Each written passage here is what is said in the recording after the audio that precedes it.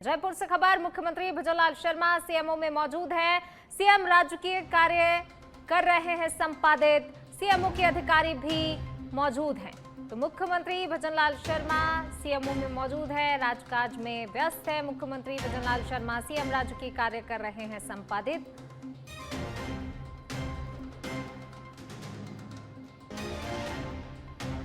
जयपुर से खबर आपको बता रहे हैं, सीएम भजनलाल शर्मा राजकाज में व्यस्त हैं। सीएमओ के अधिकारी भी इस दौरान मौजूद हैं।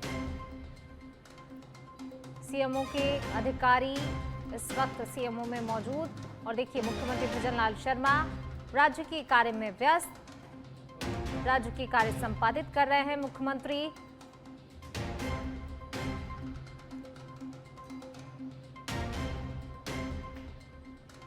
सीएमओ के अधिकारी मौजूद हैं, राजकाज में व्यस्त हैं। मुख्यमंत्री राज्य के कार्य इस वक्त वो कर रहे हैं।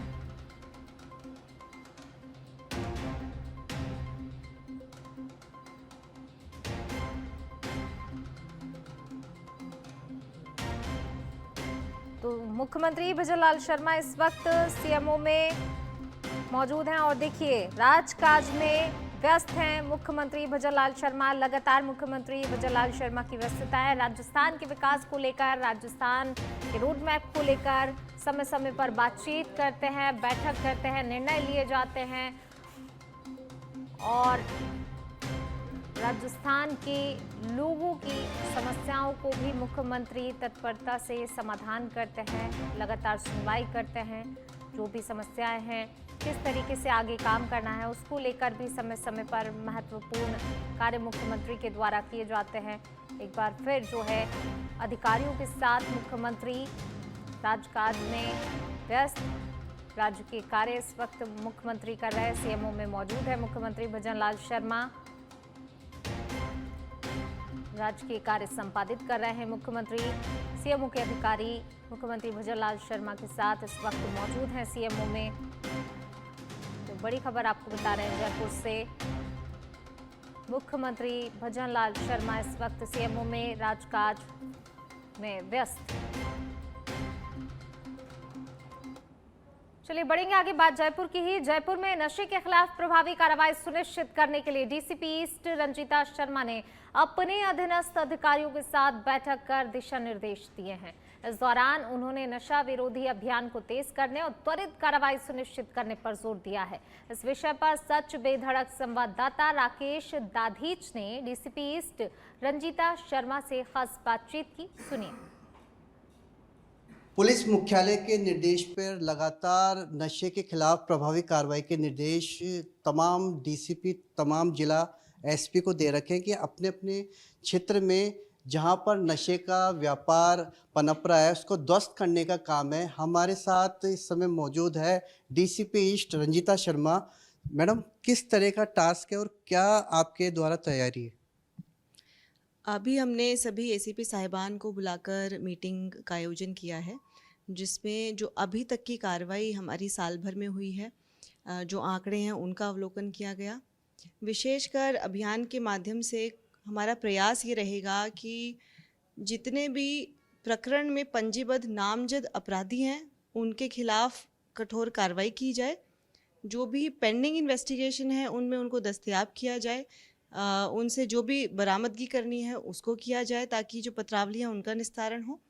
साथ ही जो हल्के में जितने भी इस प्रकार के असामाजिक तत्व हैं जो नशे के कारोबार में या तो लिप्त हैं या स्वयं उसका कंजम्पशन कर रहे हैं, उनको हमें इंदराज करने की हमारी कोशिश रहेगी कि ज़्यादा से ज़्यादा ऐसे लोग जो हैं, ऐसे व्यक्ति हैं जो अपराध की श्रेणी में आते हैं, उनको हम नामजद करके रिकॉर्ड में उनको लेकर आएँ।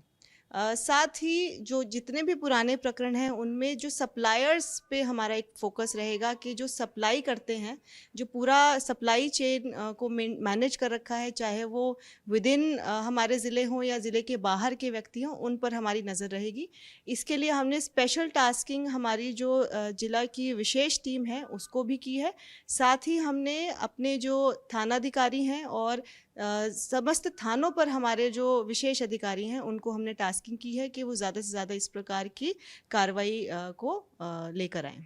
मैडम, एक आखिरी सवाल है कि जैसे जयपुर का पुलिस कमिश्नर है, उन्होंने जन सुनवाई शुरू की है। लोकल स्तर पे भी आपके द्वारा कोई जन सुनवाई का प्रावधान की ऐसी शुरुआत की जाएगी? अ, जैसा कि आपको विदित है, जन सुनवाई एक हमारा विशेष माध्यम है जिससे हम जनता के बीच में बैठते हैं, उनसे संपर्क साधते हैं, उनकी जो समस्याएं हैं उनको सुनते हैं और उनका फिर न्यायोचित तरीके से निराकरण करने का हमारी कोशिश रहती है। इसी दृष्टिकोण से जैसे ही मैं थाना क्षेत्रों का मेरा भ्रमण रहेगा, मेरी कोशिश रहेगी कि वहाँ के जो निवासी हैं उनसे भी बातचीत हो और उनकी जो समस्याएं उनको सुने और उनका समाधान करें। साथ ही जो भी पेंडिंग मसले हैं उनको भी सुने और आईओस को और एसएचओ साहिबान को हम निर्देशित करें। इसी क्रम में हमने आज एक मीटिंग का भी आयोजन किया था ताकि जो एसीपी साहिबान हैं उनको निर्देशित किया गया है कि वे प्रत्येक सप्ताह में कम से कम 2 या 3 बारी थानों का भ्रमण करें, वहाँ पर आईओस की मीटिंग लें और उनको निर्देशित करें ताकि जितने भी हमारे लंबित जितने भी समस्याएं हैं उनका समाधान और परिवादियों को राहत मिले। तो ये थे हमारे साथ अनीता शर्मा, जो बता रही थे कि जो नशे का कारोबार कर रहे हैं उनके खिलाफ ज़्यादा से ज़्यादा कार्रवाई हो। कैमरामैन दिनेश के साथ राकेश दादी, सच पे धड़क, जयपुर। बढ़ते आगे, जयपुर से खबर। कल से राजस्थान में कांग्रेस का संगठन बढ़ाओ लोकतंत्र बचाओ अभियान शुरू। पीसीसी चीफ गोविंद सिंह डोटासरा के नेतृत्व में 30 अप्रैल तक ये अभियान चलेगा, यानी कि पूरा 1 महीने का ये अभियान रहेगा। गांव-गांव, वार्ड-वार्ड तक कांग्रेस जनसंपर्क करेगी। तो देखिए, कांग्रेस अब अपने आप को मजबूत करने की दिशा में आगे बढ़ रही है। गांव-गांव, हर वार्ड तक कांग्रेस जो है पहुंचेगी। इस 1 महीने में इस अभियान में जो है हर गांव, हर वार्ड तक कांग्रेस की पहुंचने की तैयारी है। पंचायत निकाय चुनाव टालने पर भाजपा सरकार पर बड़ा हमला।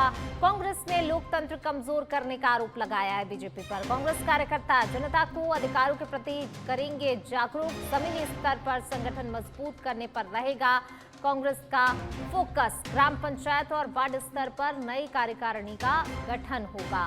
डोटासरा खुद जिलों में जाकर इस अभियान को धार देंगे।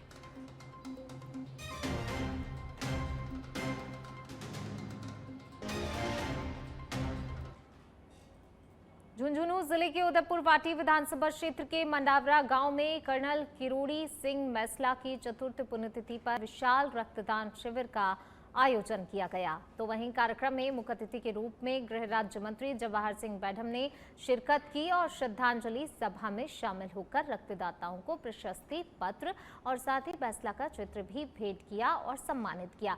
सुबह 11 बजे से शुरू हुआ ये शिविर शाम 5 बजे तक चला, जिसमें कुल 394 यूनिट रक्त संग्रहित किया गया। इस दौरान मंत्री का भैरूघाट और मंडावरा गेस्ट हाउस में भी स्वागत किया गया। तो वहीं कार्यक्रम में कई जनप्रतिनिधि, सामाजिक कार्यकर्ता और बड़ी संख्या में ग्रामीण मौजूद रहे। मंत्री ने लोगों से कर्नल मैसला के बताए गए मार्ग पर चलने की अपील भी की। अपने समाज का विकास करने का संकल्प तो लेना है, लेकिन अन्य समाज के लोगों से भाईचारा बनाकर अपने जो हमारे पूर्वजों की देन है, इस सबको साथ लेकर के आगे बढ़ने की, सभी समाजों के लोगों से प्यार प्रेम भाईचारा बनाकर अपनी व्यवस्थाओं को तय करने का। जयपुर से खबर है, आज पुलिस मुख्यालय में एक अलग ही नजारा देखने को मिला। जी हां, जब 2 कांस्टेबल अपनी पूरी सेवा एक ही पद पर समर्पित कर सेवानिवृत्त हुए, तो स्वयं महानिदेशक पुलिस राजीव कुमार शर्मा ने संवेदनशीलता की नई मिसाल पेश करते हुए अवकाश के बावजूद भी उन्हें अपने कक्ष में आमंत्रित कर सम्मानित किया। तो देखिए, दोनों कांस्टेबल सेवानिवृत्त हुए हैं और इस दौरान उन्हें सम्मानित किया गया। पुलिस राजीव कुमार शर्मा ने संवेदनशीलता की एक नई मिसाल पेश की है। 2 कांस्टेबल उन्हें अपनी सेवा एक ही पद पर सेवा देते हुए सेवानिवृत्त हुए। दोनों कांस्टेबल, इन्हें सम्मानित भी किया गया। देखिए तस्वीरें।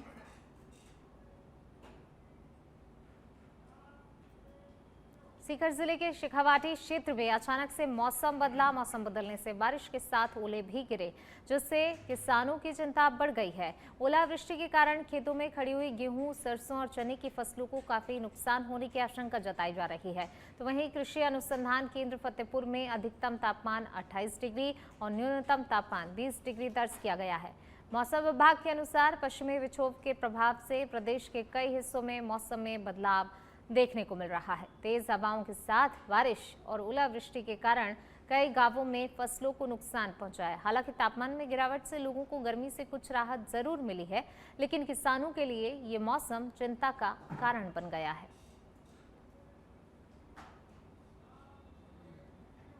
खबर टोंक जिले के उनियारा से है, जहां उपखंड के अलीगढ़ थाना क्षेत्र के भगवानपुरा गांव में पैसे के लेन देन को लेकर दो पक्षों के बीच जमकर विवाद हो गया, जिससे कि इलाके में अफरा तफरी मच गई। विवाद के दौरान मारपीट की घटना भी सामने आई और हवाई फायरिंग की सूचना मिलने पर पुलिस मौके पर पहुंची। ग्रामीणों ने बाहर से आए हुए कुछ लोगों को पकड़कर पुलिस के हवाले कर दिया। मौके से खाली कारतूस और खिलौने नुमा एयर गन का कवर भी बरामद हुआ है, जिसे पुलिस को सौंप दिया गया। मारपीट में कुछ लोगों के घायल होने की भी सूचना है। फिलहाल अलीगढ़ थाना पुलिस ने इस मामले को लेकर कोई भी मामला दर्ज नहीं हुआ और पुलिस फिलहाल मामले की जांच कर रही है।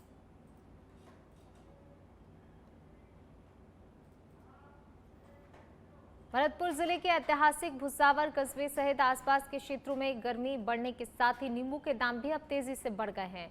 पिछले करीब 15 दिनों में नींबू की कीमतों में 3 गुना तक बढ़ोतरी दर्ज की गई है और खुदरा बाजार में इसका भाव लगभग 200 रुपए प्रति किलो तक पहुंच गया है। खास बात यह है कि इन दिनों नींबू का भाव अनार, अंगूर और संतरे से भी अधिक हो गया है।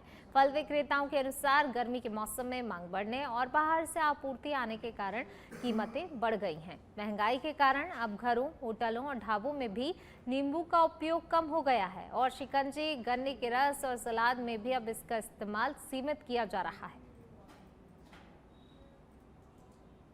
नींबू की पैदावार कम हो जाती है, इस कारण मंडी में नींबू 160-70 रुपए तक बिक जाता है, लेकिन हमें ये नींबू बाजार में रिटेल में 200 रुपए किलो या 50 रुपए। बूंदी में आयोजित 32वीं 3 दिवसीय कोटा रेंज अंतर जिला पुलिस खेलकूद प्रतियोगिता का मंगलवार को भव्य समापन हुआ। पुलिस परेड मैदान में आयोजित समारोह में मुख्य अतिथि के रूप में कोटा रेंज महानिरीक्षक राजेंद्र प्रसाद गोयल ने मार्च पास्ट की सलामी ली और विजेता टीमों और खिलाड़ियों को ट्रॉफी, पदक और प्रशस्ति पत्र देकर सम्मानित किया। जिला पुलिस अधीक्षक अविनाश कुमार शर्मा ने प्रतियोगिता का प्रतिवेदन प्रस्तुत करते हुए आयोजन से जुड़ी हुई जानकारी दी। इस प्रतियोगिता में कोटा शहर, कोटा ग्रामीण, झालावाड़ और बाना सहित कई जिलों के पुलिस जवानों ने भाग लिया। तो वहीं कार्यक्रम में अंत में भव्य आतिशबाजी की गई और सफल आयोजन के लिए सभी अधिकारियों और कर्मचारियों को बधाई और शुभकामनाएं दी गई।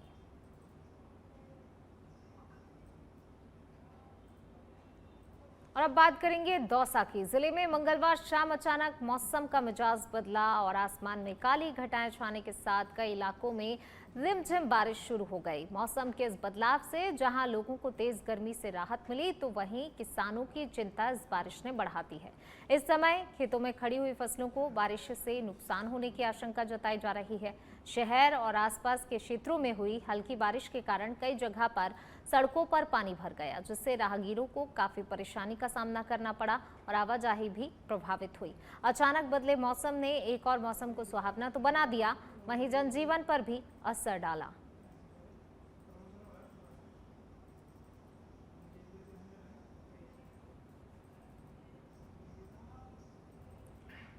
चलिए बढ़ेंगे आगे, बात अगली महत्वपूर्ण खबर की। दिल्ली दौरे के दौरान विधानसभा अध्यक्ष वासुदेव देवनानी ने केंद्रीय संचार मंत्री ज्योतिरादित्य सिंधिया से मुलाकात की। इस अवसर पर देवनानी ने उन्हें संसदीय संस्कृति का उत्कर्ष नवाचारों के 2 वर्ष पुस्तक भेंट की। इसके साथ ही राजस्थान विधानसभा के दैनंदिनी और सनातन संस्कृति की अटल दृष्टि पुस्तक भी भेंट स्वरूप दी है। मुलाकात के दौरान दोनों ही नेताओं के बीच विभिन्न समसामयिक विषयों, सुशासन और लोकतांत्रिक मूल्यों को मजबूत करने को लेकर भी सार्थक चर्चा हुई। मुलाकात की तस्वीरें पुस्तक भेंट करते हुए वासुदेव देवनानी ज्योतिरादित्य सिंधिया को, और देखिए दोनों के बीच बातचीत भी हुई। जाहिर सी बात है, समसामयिक विषय के अलावा राजस्थान को लेकर, प्रदेश के विकास को लेकर भी लगातार बातचीत जैसा कि की जाती है। और यहाँ पर भी दोनों के बीच जब मुलाकात हुई तो पुस्तक का जो है पुस्तक तो भेंट स्वरूप दी गई, लेकिन इसी के साथ महत्वपूर्ण मुद्दों को लेकर भी दोनों के बीच लंबी बातचीत हुई।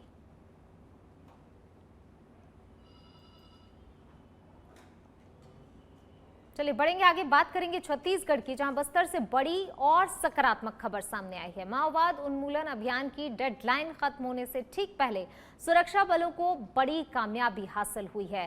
दंतेवाड़ा, सुकमा और कांकेर में कुल 11 माओवादियों के हथियारों के साथ आत्मसमर्पण कर मुख्य धारा का रास्ता चुना है। इसे बस्तर में शांति स्थापना की दिशा में एक बड़ा संकेत माना जा रहा है।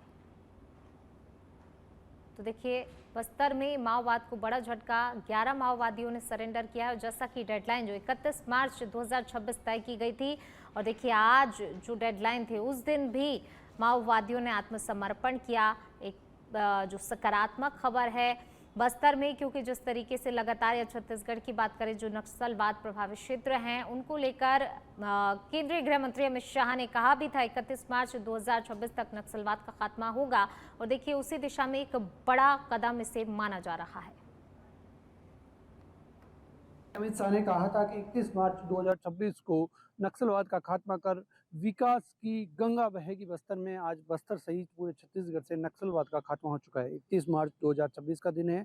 मैं वहां पर खड़ा हूं जहां पर वीर शहीद जवानों ने शहादत दी है।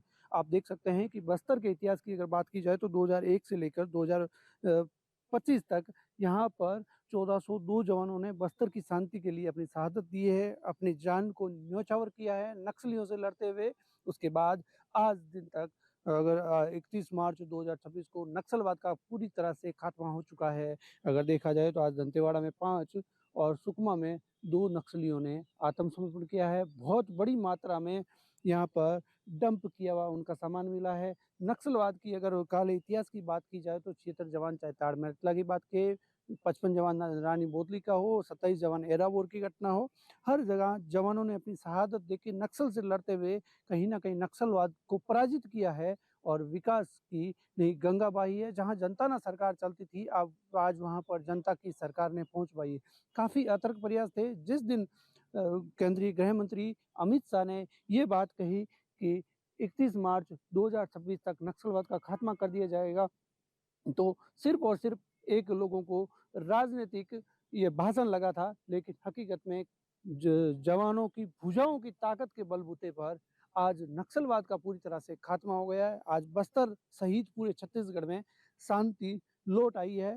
अब आज बस्तर आईजी सुंदरराज पी के साक्ष दंतेवाड़ा में और सुकमा में काफ़ी बड़ी तादाद में इनकी नक्सलियों की जो सामग्री थी वो डंप की गई। डंप सामग्री को आज जब्त किया गया है। लाखों रुपए भी मिले हैं और अब नक्सली भी सरेंडर कर रहे हैं। जो सरेंडर नहीं किए उनको यहाँ पर न्यूट्रलाइज भी किया गया है। कहीं ना कहीं बस्तर में शांति स्थापित करने के लिए जवानों ने अपनी शहादत दी और आज वही शहादत जवानों की काम आई है। बस्तर में खुशहाली लौट आई है। कैमरामैन सोमेश के साथ आरव सिंह राजपूत, सच में जगदलपुर। चलिए बढ़ते हैं आगे, बात अगली खबर की। छत्तीसगढ़ के देवभोग थाना क्षेत्र के खुट गांव में उस समय सनसनी फैल गई जब गांव की पानी की टंकी के ऊपर एक युवक का शव फांसी के फंदे से लटका मिला। मृतक की पहचान 18 वर्षीय धनीराम यादव के रूप में हुई है। बताया जा रहा है कि युवक बीती रात करीब 12 बजे घर से निकला था, जिसके बाद उसका शव सुबह टंकी पर मिला। सूचना मिलने पर देवभोग पुलिस मौके पर पहुंची और शव को अपने कब्जे में लेकर मामले की जांच पड़ताल शुरू कर दी गई है। तो खुद गांव में एक घटना घटित हुई जिससे हड़कंप मच गया। रात में घर से निकला था युवक, लेकिन देखिए अचानक से पानी की टंकी पर शव मिला। पुलिस ने शव को अपने कब्जे में लेकर इस पूरे मामले की जांच पड़ताल शुरू कर दी।